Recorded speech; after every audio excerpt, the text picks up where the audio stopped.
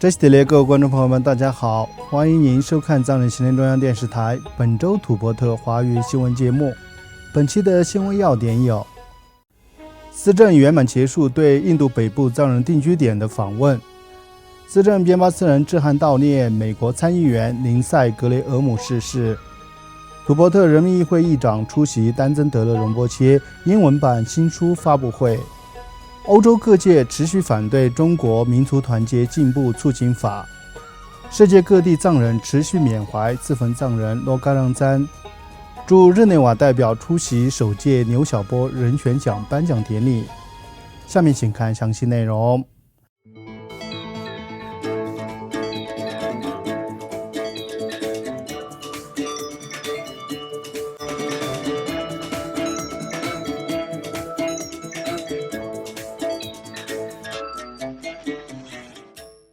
藏人行政中央司政边巴斯人于近日圆满结束对拉达克及喜马歇尔邦各藏人定居点的一系列官方访问行程，期间实地考察社区福祉、基础设施建设、教育机构及长期发展规划。上周，司政前往由拉达克藏人定居点管辖的香塘游牧区展开访问，期间走访了当地多座寺院、学校及社区，与当地藏人民众会面交流，并在公开集会上就藏人社区福祉及未来发展发表讲话。回顾过去多次访问羌塘地区的经历，司政重申，藏人行政中央将持续秉持负责任施政理念，积极回应藏人实际需求。他表示，目前正通过与相关主管部门持续对话，努力解决拉达克地区的土地相关问题，并强调必须通过提升教育机会、强化社区机构功能及推动可持续发展规划，为年轻一代投入更多资源。随后，司政继续在喜马歇尔邦展开官方访问行程，先后走访了库鲁马纳里、班多扎西林、措白马、曼迪、比尔及军达热等藏人定居点与社区。访问期间，司政先后视察了当地的寺院、学校、藏医院分院、地方议会办公室以及库鲁与马纳内地区的多个藏人社区。在与当地藏人座谈时，司政阐述土伯特自由运动的重要性，强调全体藏人应共同承担责任，携手壮大藏人社区，并在达赖喇嘛尊者的指引下团结一致，持续推动土伯特自由事业。另外，藏人行政中央司政边巴斯人于本周一7月13号代表藏人行政中央举全体藏人就美国联邦参议员长期支持土伯特事业的林赛·格雷厄姆逝世表达深切哀悼。司政在致给逝者遗孀达领·格雷厄姆的吊唁信中，回顾了近期与格雷厄姆参议员会面的情形。参议员当时谈及他与达赖喇嘛尊者会面的经历，并表示那次会面对他的人生产生了深远影响。司政同时感谢格雷厄姆参议员长期坚定支持美国国会推动的各项涉藏倡议，并协助争取每年用于支持流亡藏人社区的各项计划的经费。司政在向已故参议员致敬时表示，格雷厄姆参议员对土伯特自由事业始终如一的坚定支持，将永远受到全体藏人最深切的感激与缅怀。与此同时，第18届土伯特人民议会议长卓玛次仁于7月13号主持发布尼玛拉姆所述丹增德勒荣波切蒙难真相英文版新书，以此纪念丹增德勒荣波切在中国监狱拘押期间离奇离世11周年。议长卓玛次仁在新书发布会上致辞时，向丹增德勒荣波切的勇气、正直人格以及对土伯特民族坚定不移的奉献精神致敬。他形容丹增德勒荣波切是土伯特民族的英雄，他的一生充分展现了生活在中国统治下藏人的苦难、牺牲与坚韧精神。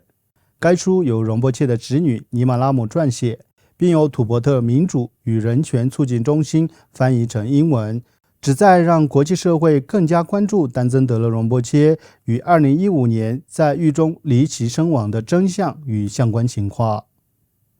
另外，中国所谓的民族团结进步促进法于7月1号正式实施后，欧洲各界反对声浪持续高涨，多名欧洲议会议员及高级官员警告，该法将对土伯特民族认同及基本权利构成严重威胁。来自不同政治阵营的欧洲议会议员一致谴责该法是推行强制同化的工具，并削弱土伯特的语言、宗教、文化及民族认同。他们重申，土伯特精神领袖第14世达赖喇嘛尊者的转世纯属宗教事务，不应受到中国共产党任何形式的干预。代表欧盟委员会出席辩论的欧盟危机管理委员哈贾拉赫比普再次重申欧盟对土伯特人权状况的关切，呼吁保障宗教自由与文化认同，并再次要求中国提供第11世班禅喇嘛的可信下落信息。欧盟还在联合国人权理事会第62届会议期间表达相同立场，警告民族团结进步促进法可能对中国境外产生深远影响。此外，荷兰、法国及比利时国会议员也纷纷表达对土伯特的支持。与此同时，在该法于7月1号正式生效当天，多个土伯特团体、支持者及多名欧洲议会议员聚集于布鲁塞尔欧洲议会外举行了示威活动。另外，世界各地的藏人在庆祝土伯特精神领袖第14世达赖喇嘛尊者91岁华诞之际，也向于7月2号在联合国总部前自焚抗议的藏人罗嘎让赞致敬。在达赖喇嘛尊者91岁华诞日当天，华盛顿、坎贝拉、瑞士及圣塔芭芭拉、台湾等地相继举办招待会、文化演出及新书发布等活动。而在意大利，当地藏人社区及支持者聚集于中国驻罗马大使馆外，以和平示威的方式缅怀自焚藏人罗嘎让赞的牺牲。另外，藏人行政中央驻日内瓦办事处辖下的藏人社区也举办祈福法会、烛光悼念及追思集会，纪念自焚藏人罗嘎让赞。请继续收看本期节目的最后一则消息。藏人行政中央驻日内瓦办事处代表赤列区吉协同驻欧洲华人联络官桑杰加于7月13号至14号赴德国莱比锡出席首届廖晓波人权奖颁奖典礼及中国宪政民主研讨会。会议期间，代表赤列区吉以达赖喇嘛尊者的中间道路政策解决藏中冲突的基础为题发表演讲，并强调应秉持非暴力理念，以面向未来的方式推动藏中问题的和平解决。此次会议吸引了来自美国、澳大利亚、英国、台湾、法国等国家和地区的代表，以及华人、蒙古人、藏人和国际人士共同参与。